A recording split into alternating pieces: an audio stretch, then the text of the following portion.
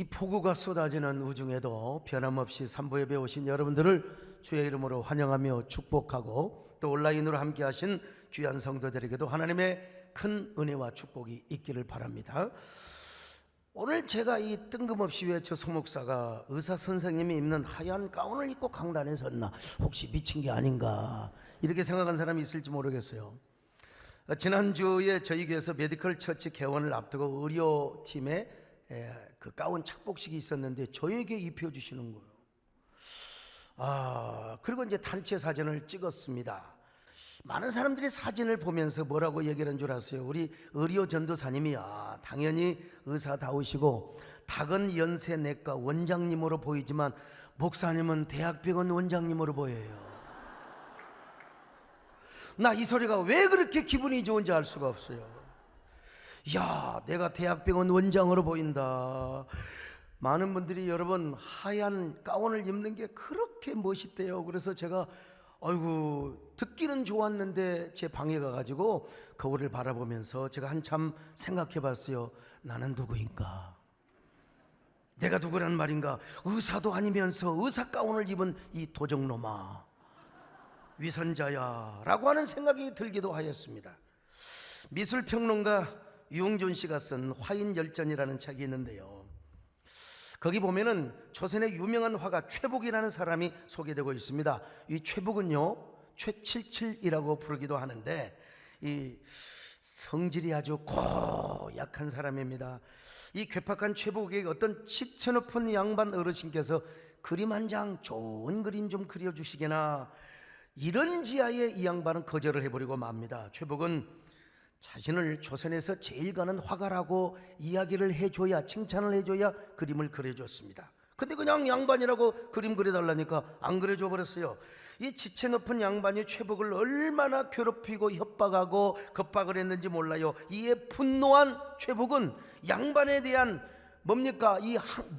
이 불만의 표시죠. 반항의 표시로서 송곳으로 자신의 눈을 찔러버리는 거예요. 그래갖고 애꾸눈이 되었습니다. 여러분요, 자기가 그린 자화상의 모습을 보십시오. 한쪽 눈이 감겨져 있습니다. 그래서 평론가 유흥준 씨는 최북을 이렇게 말하고 있습니다. 그가 아무리 실력을 가졌다 하더라도 우울하고 괴팍한 성격을 갖게 된 이유는 하나의 이유요, 바로 열등감이라는 것입니다. 그가 아무리 천재적인 실력을 가졌더라도 신분이 중인 계급인데다가 외모도 별 볼 일이 없었어요. 그래서 그로 인한 열등감을 그림으로 풀려고 했다는 것입니다. 그리고 화가 나면 막 그냥 자신의 눈을, 여기 지금 졸리는 사람은 그 송곳으로 쑤신다 생각해보세요. 어떻게 졸리겠습니까, 여러분? 그러면 그는 왜 이렇게 열등감에 빠졌을까요? 자신이 누구인지를 몰랐어요. 자신이 누구인지를 몰랐기 때문에 스스로 애꾸눈이 되었던 것입니다.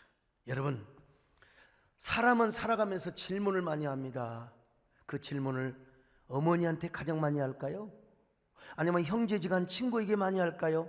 아니면 자신에게 가르쳐주는 선생님에게 질문을 많이 할까요? 아닙니다, 여러분. 질문을 제일 많이 하고 답하는 사람은 누구냐? 자기 자신이에요. 바로 우리는 나 자신에게 가장 많이 질문을 하고 답하고 나 자신과 대화를 하는 것입니다. 그런데 자기 자신의 자아가 찌그러져 있으면 맨날 찌그러진 자아와 대화를 하기 때문에 항상 자신의 인생이 삐딱한 삶을 살아가요. 삐딱하지 않으면 내가 내 삶을 살아가는 것이 아니라 남의 삶을 살아가게 되는 것입니다. 오늘 본문에 나오는 야곱이도 그랬습니다. 야곱이는 형 에서가 받을 복을 가로채기 위하여 변장을 하고 아버지에게 그냥 숨기며 갔습니다. 이삭이 야곱에게 물어봐요. 내 아들아, 너는 누구냐? Who are you, my son? 물어봐요. 자, 창세기 27장 18절을 보실까요? 시작. 야곱이 아버지에게 나아가서 내 아버지하고 부르니 이르되 내가 여기 있노라. 내 아들아, 내가 누구냐?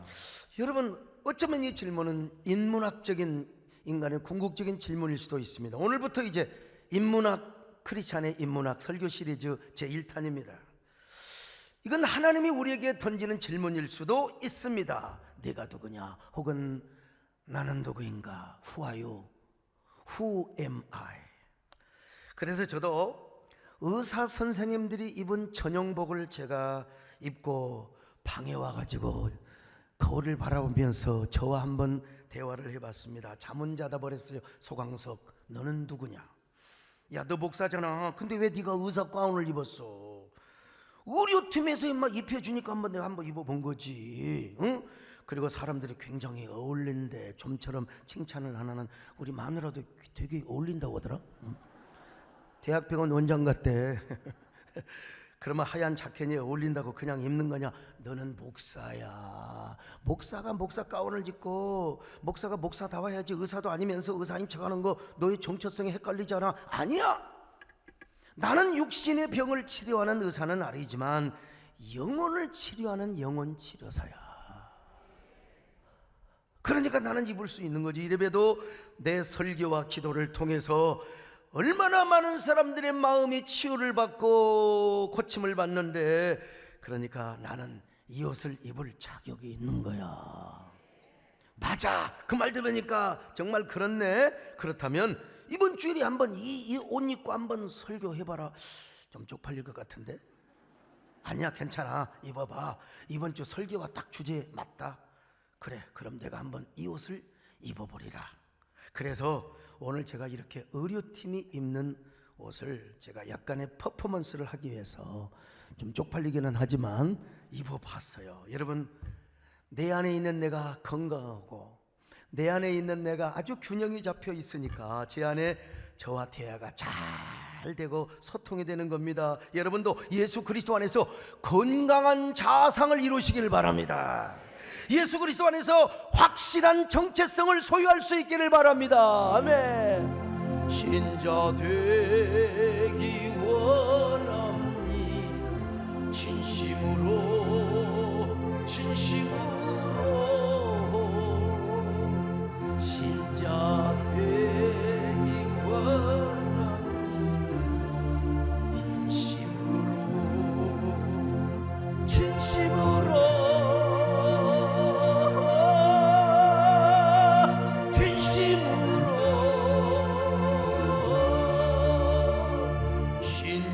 되기 원합니 진심. 그런데 제 안에, 우리 안에, 여러분 안에 너무 다중적 자아가 있고요, 그것도 삐딱한 자아들이 다중적으로 존재하면 우리 스스로 가시나무 새가 됩니다. 그래서 내 삶이 아닌 타인의 삶을 살아가게 되고 불행한 삶을 살아가요. 조성모 씨의 노래처럼 우리 삶 속에 가시나무 새만 날아다녀요. 작은 어린 새들도 가시에 찔리고 얼마나 불행합니까? 이거 옛날에 우리 아무것도 모르고 노래 불렀잖아요. 내 속에 내가 너무도 많아 당신의 쉴 것 없네. 내 속에 헛된 바램들로 당신의 변할 곳 없네. 아무리 내가 나의 정체성을 가지고 나도 행복하게 살고 당신도 행복하게 해드리고 싶지만은 어쩔 수 없이 가시나무 새로 살아간단 말입니다. 내 안에 다중적 인격이 존재하면 말이죠. 내 속에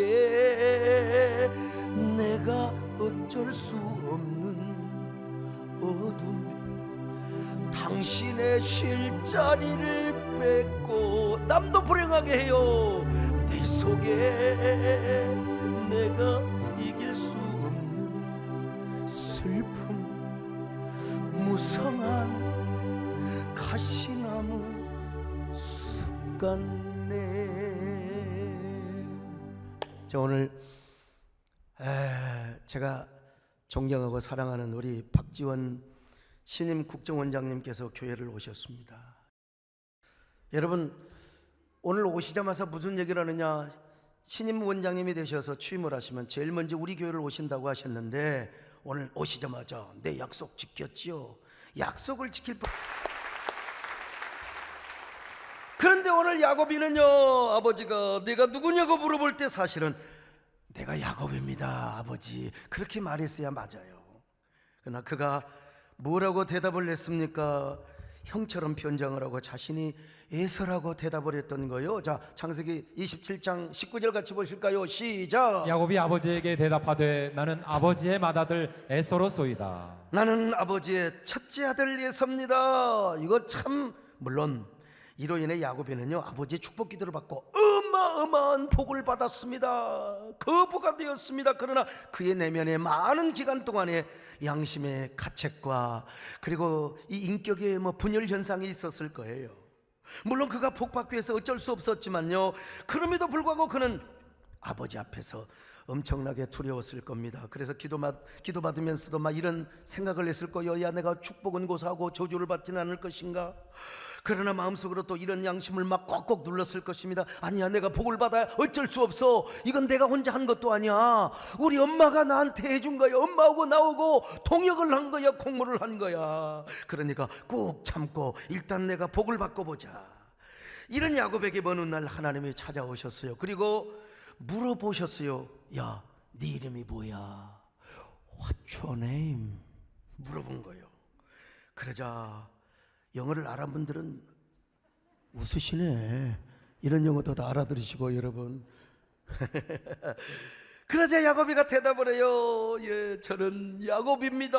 하나님이 말씀하시잖아요. 야, 너는 야곱이 아니야. 너는 에서도 아니야. 이제부터 너는 이스라엘이라 하리라. 이스라엘이라 하리라. 자, 창세기 32장 27절로 28절을 같이 봅니다. 시작. 그 사람이 그에게 이르되 내 이름이 무엇이냐? 그가 이르되 야곱이니이다. 그가 이르되 내 이름을 다시는 야곱이라 부를 것이 아니요 이스라엘이라 부를 것이니. 여러분, 지금까지 어쩌면 야곱이는 에서의 한 단면으로 살아왔을지도 모릅니다.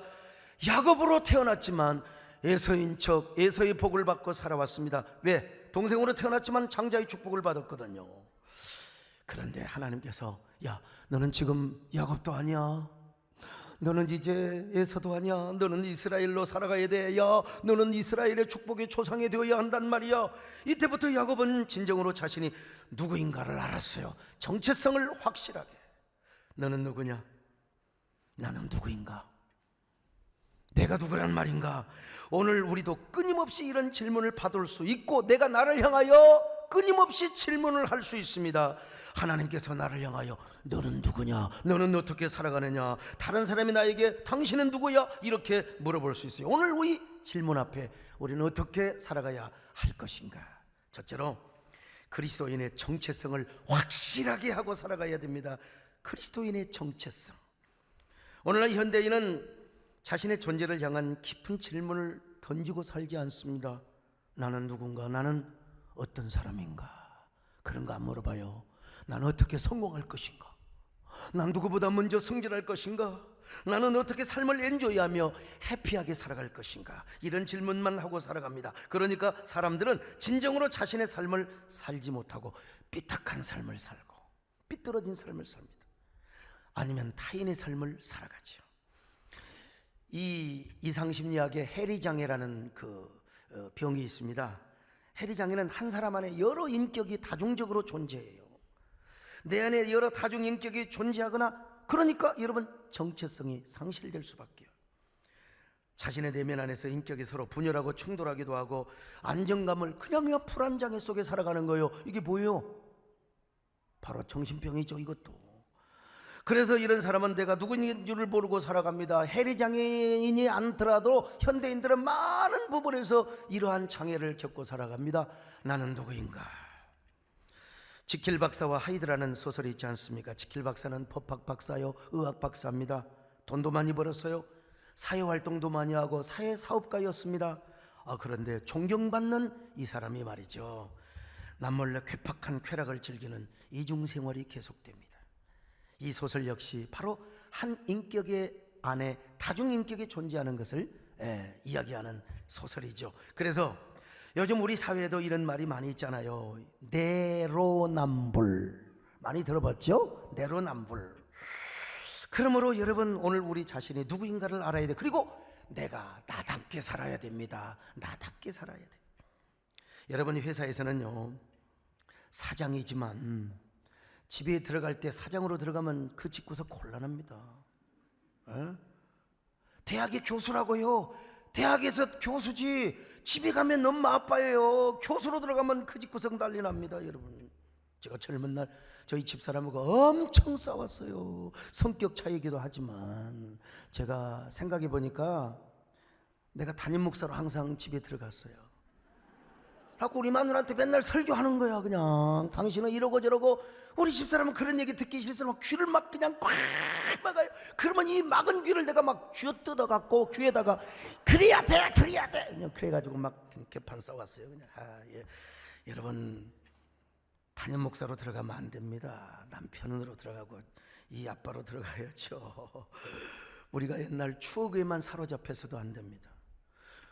아유, 우리 오늘 난 이동섭 장로님 기도인지도 몰랐어요. 진짜 보니까 기도네요. 국회의원이 끝났는데 국회의원인 것처럼 행세하면 참 복잡합니다.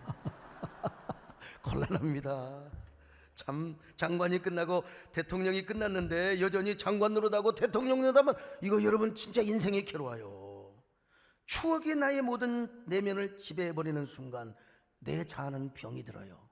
우리 유성근 장로님 대통령 수행부장을 하셨는데 진심인지는 모르지만 우리 담임 목사님을 수행하고 보시는 게 최고의 행복이라고 하는데 몰라요. 그래도 옛날 대통령 얘기 나오면 막 입에 퍽커물 묻고 내가 이러고 저러고 이게 추억이 나의 인생을 지배하는 겁니다.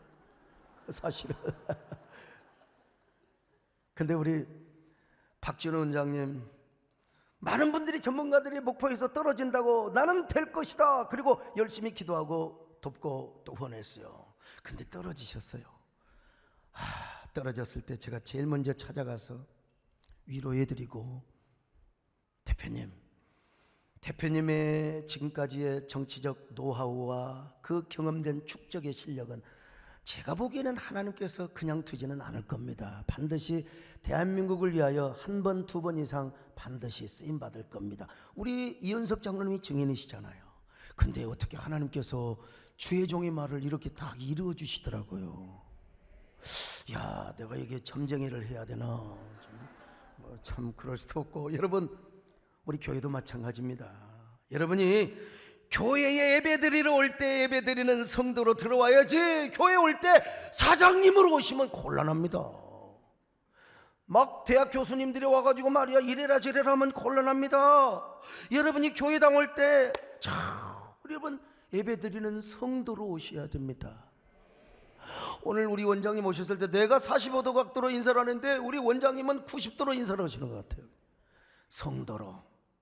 오늘 우리는 다 하나님의 백성이요 주의 권속이며 예배를 드리는 만인 제사장입니다. 자, 베드로전서 2장 9절을 한번 보실까요? 시작. 그러나 너희는 택하신 족속이요 왕같은 제사장들이요 거룩한 나라요 그의 소유가 된 백성이니 이는 너희를 어두운 데서 불러내어 그의 기이한 빛에 들어가게 하신 이의 아름다운 덕을 선포하게 하려 하심이라. 여러분, 우리를 택하신 족속이라고 말합니다. 왕같은 제사장이요 거룩한 나라요 그리고 그의 소유라고 하지 않습니까? 한마디로 뭐냐? 하나님의 왕적 자녀의 권세를 가진 에베의 제사장이라는 겁니다. 에베의 제사장, 그러니까 우리는 왕적 권세를 가진 성도로서 교회에 올 때 예배자로 오셔야 된다. 그런데 뭐요? 왕적인 자녀의 권세를 가지고 오셔야 된다 이 말입니다. 왕적 자녀의 권세가 무슨 말이냐? 예배를 드리는 사람인데 왕적 자녀의 권세를 가진 제사장이라는 거예요. 그런데 여러분, 아직까지도 예배 드릴 줄을 모르고 교회 나올 줄을 모르고 지금도 무서워서 벌벌벌 집에서 떨고 있는 사람 왕적 자녀 맞아요? 코로나가 한창 기승일 때야 당연히 우리가 이웃의 생명을 존중히 여기고 또 고위험군 환자들은 당연히 집에서 온라인 예배를 드려야 돼요. 집단 감염을 막기 위해서요 우리 교회가 국민보건의 앞장을 서야지요. 그러나 지금은 생활 방역의 시대입니다.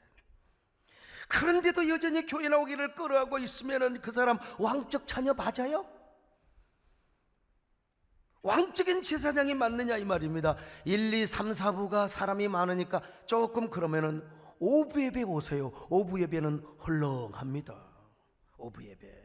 그런데 교회는 안 나오시면서 주일날 백화점에 가시고 골프장에, 오늘은 골프장도 다 틀려버려서 비워가지고 이런 사람, 야외 나들이 가는 사람 하나님 맞아요? 하나님 자녀 맞습니까? 오늘 우리 시장님도 오시기로 하셨는데 갑자기 이제 채용구에 막 산사태가 나버렸어요. 야, 참 우리는 어떻게 우리 하나님께서 교회도 언덕 위에 지켜 하셔가지고 말이죠. 잠길 일도 없고 그런 분들을 위해서 우리가 기도해 줘야 됩니다만은요, 왕 같은 제사장은 어떤 사람이요? 예배하는 사람입니다. 거룩한 족속도 예배를 생명처럼 여기는 사람입니다. 하나님의 소유된 백성 역시 예배를 생명처럼 여기는 사람입니다. 여러분, 그러므로 하나님 앞에서 여러분의 정체성을 먼저 회복하시기를 바랍니다. 여러분의 정체성을 확고하게 하시기를 바랍니다. 예배에 목숨을 거시기를 바랍니다. 예배하는 감격을 회복하시기를 바랍니다. 왕적 제사장으로 살아가는 울먹거림이 우리 가슴 속에 넘칠 수 있기를 바랍니다. 아멘. 내가 주님 앞에 무엇입니까? 마른 막대기가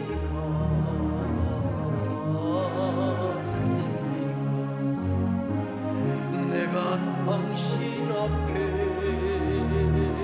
쓸모없었던 타다 남은 죄가 아닙니까? 나를 도우소서 일으키소서 나와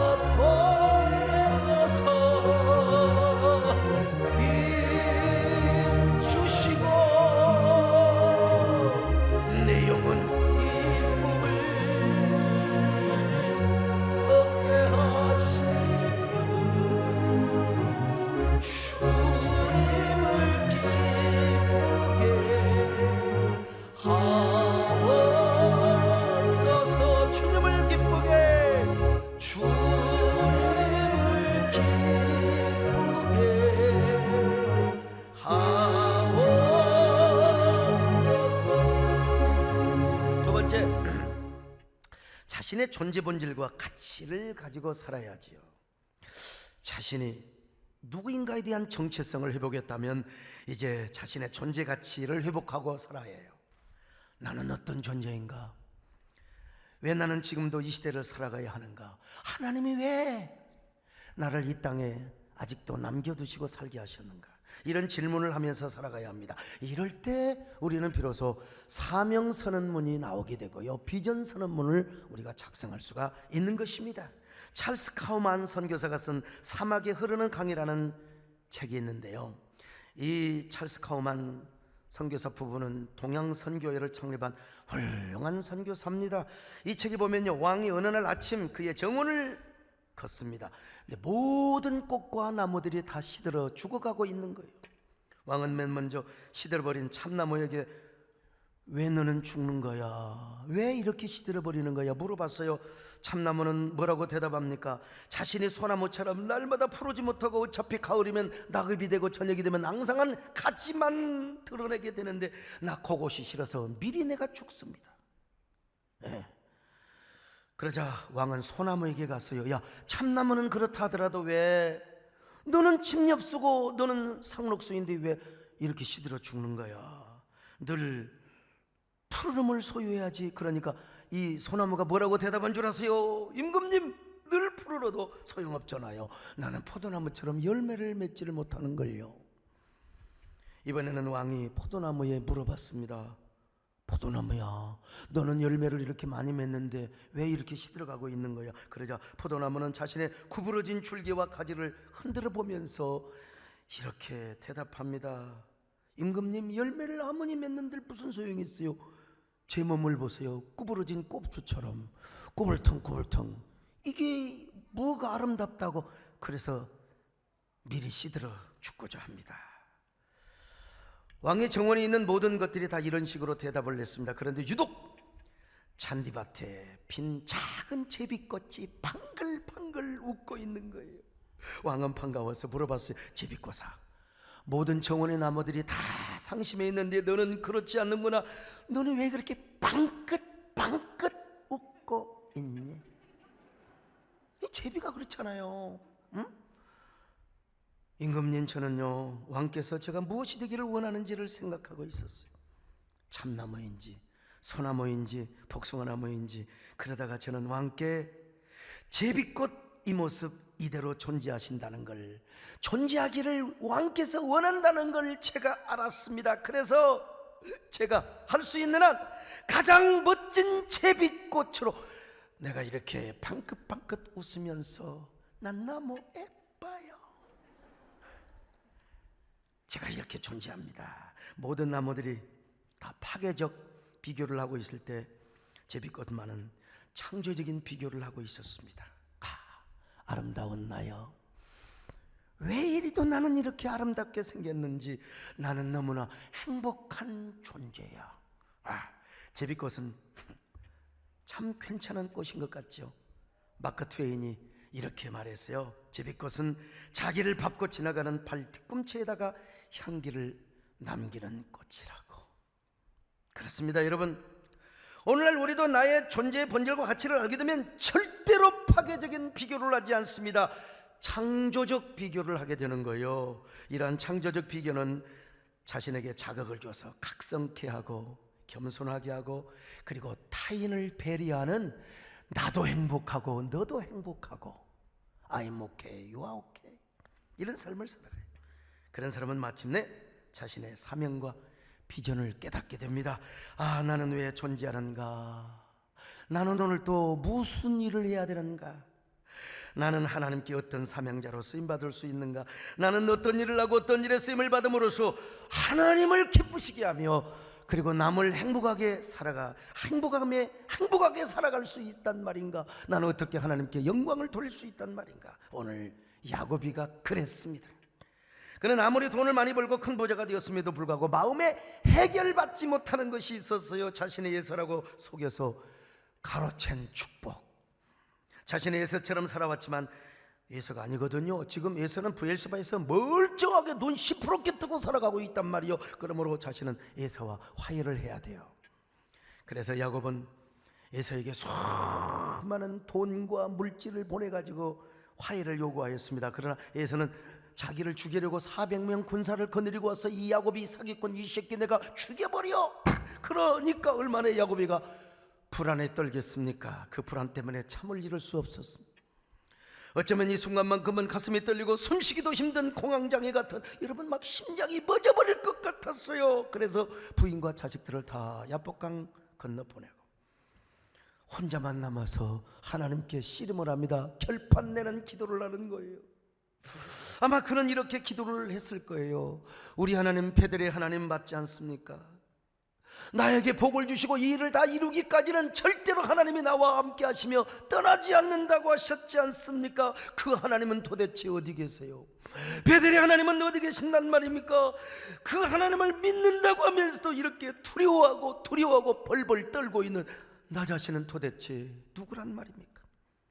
야곱이 그렇게 기도하였을 때 하나님의 사자가 와서 야곱의 환도뼈를 갖다가 그냥 쳐버린 거예요.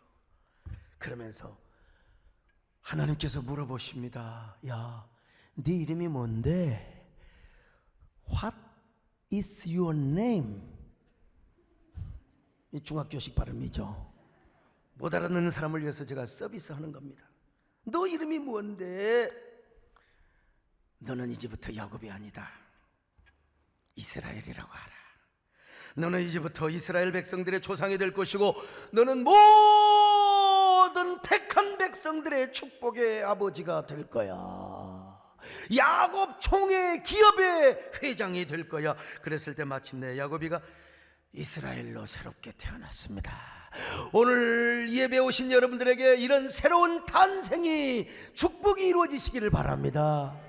야곱이 변하여 이스라엘이 되시기를 바랍니다. 야곱이가 얼마나 감격이 했겠습니까? 얼마나 떳떳하고 얼마나 평안했겠습니까? 이제는 에서도 두렵지 않아요. 하나님하고 싸워 이겼는데 무슨 에서가 두려워요? 두렵지 않았어요. 그리고 자신이 어떤 사람인가를 알았습니다. 나는 무엇을 해야 되는가? 어떻게 살아가야 되는가? 자신의 정체성을 알고 자신의 본질의 가치를 알았어요. 그때부터 야곱은 모든 이스라엘 백성들의 축복의 조상이 되고 12지파의 조상이 되었을 뿐만 아니라 야곱 총의 기업의 대표가 되었던 거예요.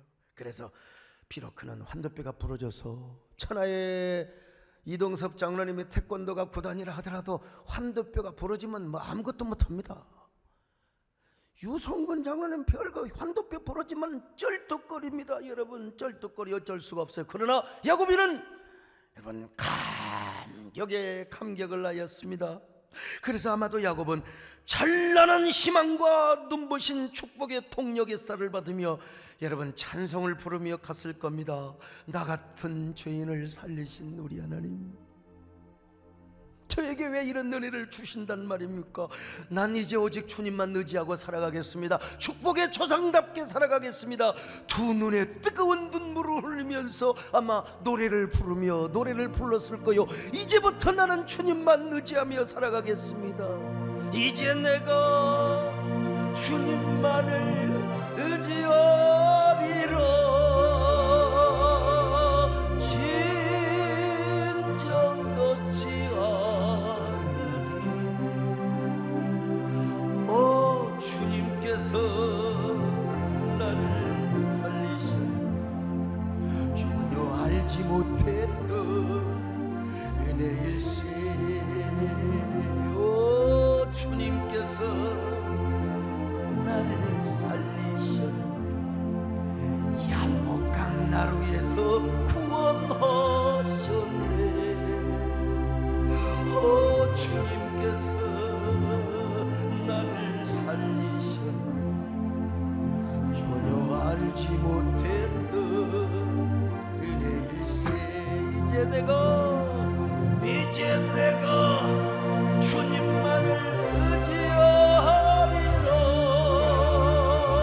진정 놓지 않으리. 오 주님께서 나를 살리신 전혀 알지 못했던 은혜일세. 여러분, 우리가 내 존재의 본질이 무엇이며 존재의 가치가 어디 있는가를 알아야 합니다. 그래야 여러분의 인생은 새로워지고 우리가 드디어 새로운 꿈을 꿀 수 있는 겁니다. 새로운 사명을 발견할 수 있는 것입니다. 나는 왜 살아야 하는가? 무엇을 위해 살아가야 하는가? 나에게는 어떤 사명이 있는가? 이 시대에. 그래서 비전이 우리의 생명이고 사명이 우리의 생명이 되는 겁니다. 사도 바울은 뭐라고 고백했습니까? 사명을 생명보다 목숨보다 더 귀한 것으로 여겼어요. 이 땅에 수많은 교회가 있고 수많은 목회자가 있습니다. 저는 무엇보다 한국교회 예배를 회복하고 공적교회를 세우는 마인드와 사명을 갖고 있습니다. 부족하지만 저는 지금까지도 이 일을 위해서 살아왔고 앞으로도 저는 그렇게 살아갈 것입니다. 제가 9월달에 있을 총회 준비를 하기 위해서 지역 간담회를 하는데 어떤 분이 뭐 총회에 대한 이야기를만 물어봐야 되는데 뭐 포괄적 차별금지법에 대해서 서 목사님은 어떻게 사역을 하고 어떻게 대처를 하시겠느냐고 내가 이런 얘기를 했습니다. 저도 모르게 이런 얘기가 나왔어요. 나는 이 포괄적 차별금지법을 반드시 온몸으로 막아낼 것입니다. 뭐 저 혼자 하겠습니까마는 여러 동역자들과 함께, 그리고 한국교회를 하나로 연합시키고 생태계를 보호하며 난 분명히 공적교회를 세울 것입니다. 저는 이 일을 위해서 제가 총회장이 되는 것이지 난 다른 것 때문에 그렇지 않습니다. 근데 만약에 제가 총회장으로 총회를 섬기는 동안, 한국교회를 섬기는 동안 만약에 포괄적 차별금지법이 통과되면 나는 총회장 사표 낼 수 있습니다. 아니, 사표 내겠습니다. 이거야말로 저의 존재 가치와 사명의 가치를 역설하는 것이죠. 그랬더니 어떤 분이 또 저한테 이렇게 막 씹어요. 아니, 서 목사님 말이야, 너무 총회를 무시하는 거 아니냐고. 어떻게 함부로 총회를 말이야, 총회장을 사표내고 막 그럴 수 있느냐고. 그 말씀도 일리는 있습니다. 예, 맞습니다. 맞기는. 그러나 여러분, 누가 사표를 내고 싶어서 내겠습니까? 그만큼 제가 비장한 각오를 가지고 한국교회를 세우겠다는 것입니다. 그만큼 저는 저의 본질의 가치와 그리고 사명을 알고 있다는 것이죠. 하나님이 주신 사명을 위해 살고 사명을 위해 죽는다. 우리 원장님 국회의원 시절에 헌법재판소 대법관 전부 청문회 할 때요, 전부 동성애에 대해서 어떻게 생각하느냐고. 이거는 진짜 우리 한국교회가 알아줘야 할 일입니다. 우리 이동섭 장로님도 말이요, 인권위원장 앞에서 설전을 해가지고 제가 볼 때 판정승을 하셨어요. 근데 왜 국회의원에 떨어지냔 말이요. 참. 근데 우리 하여간 박진호 원장님처럼 잘 중심을 잡고 계세요. 또 하나님이 어찌 아십니까? 하여간 저도 직을 걸 정도로 제가 그렇게 했습니다. 하나님의 주신 사명을 위해 살고 사명을 위해 죽는다는 겁니다. 여러분 오해하지 마세요. 방송을 통해서 설교 듣는 분들, 나는 여러분 막무가내고 반대하지 않습니다.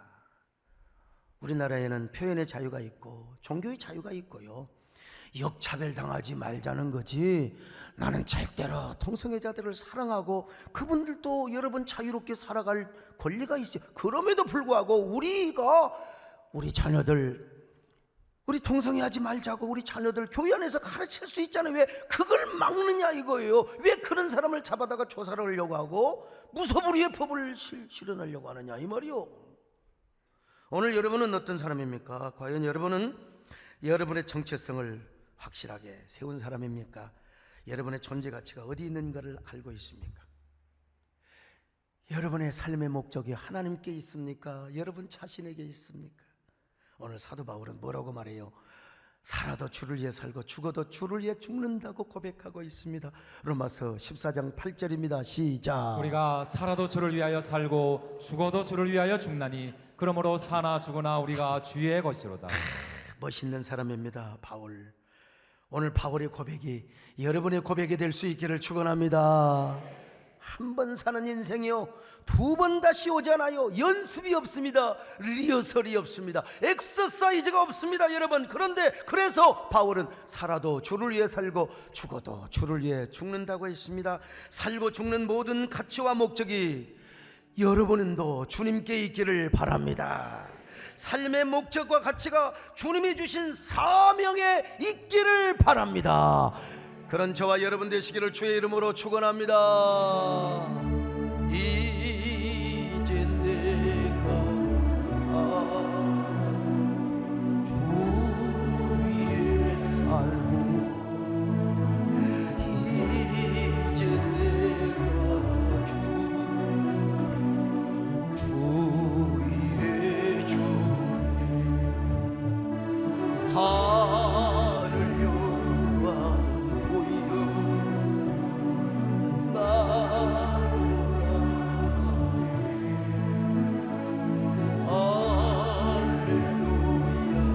찬송하며 주께 가리라. 그러므로 살아 죽으나 주님의 것이요, 살아 죽으나 살아 죽으나 나의 피 흘리신 내 주님의 것이. 우리 함께 기도드리겠습니다. 주님, 나는 누구입니까? 우리의 삶과 본질의 가치는 어디에 있는 것입니까? 아직도 삶의 본질과 가치를 깨닫지는 못하고 나는 여전히 방황하는 당신의 자녀가 아닙니까? 이 시간 잠시 가슴에 손을 얹고 한 30초 동안 주님하고 속삭이는 기도를 드리겠습니다.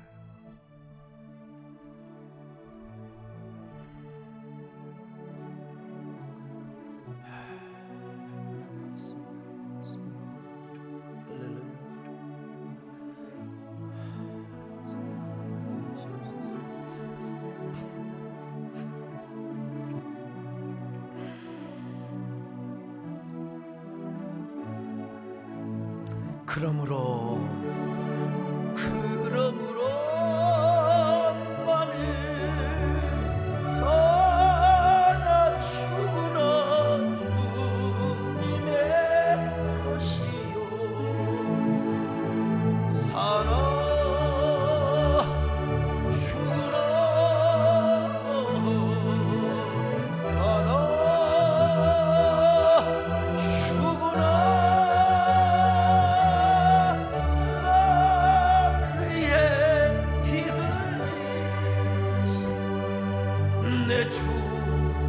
주님의 것이여. 하나님, 이제야 우리가 누구인가를 알게 되었습니다. 이 시간 주님께서 우리의 손을 붙잡아 주시기를 바랍니다. 주님 안에서 우리의 정체성이 확고하게 다져지게 하여 주옵소서. 사명이 우리의 생명이 되게 하여 주옵소서. 삶의 목적지와 가치가 되게 하여 주옵소서. 본질의 가치를 붙잡고 살아가는 저희들 되게 하시기를 바라오며 예수님의 이름으로 기도 올려옵나이다. 아멘.